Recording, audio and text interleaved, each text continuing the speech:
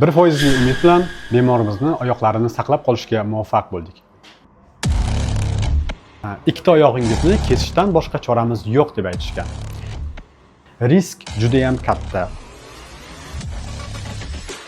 Bundan 4 kun oldin bizga srochniy qo'ng'iroq bo'ldi. Shunaqa ma'lumot biz eshitdikki, 30 yoshli bemorimiz ikkita oyoqlarini amputatsiya qilamiz deyishgandan keyin umidsiz qaytib ketayotgan ekanlar. Biz srochni o'zimizga chaqirdik va ularga umid berdikki, biz sizni oyoqlaringizni saqlab qolamiz deb.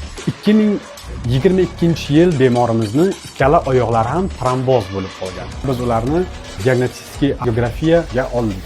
Shu narsani ko'rdikki, oyoqlarini oldi tarafida diametri 1 mm bo'lgan birgina kichkina arteriyalari bor ekan. O'sha arteriyalariga son va tibial shuntini tikishga qaror qildik. Bizga murojaat qilmasliklaridan ham ko'p tibbiyot markazlariga borishgan va hamma joyda ikkita oyog'ingizni kesishdan boshqa choramiz yo'q deb aytishgan. Va u yerda tashxis qo'yiladigan apparaturalar yetishmasligi natijasida, spetsialistlar yetishmasligi natijasida ularni oddiy shamollash deb lecheniya qilingan. Tromboz kuchayib yuqoriga ko'tarilib ketavergan.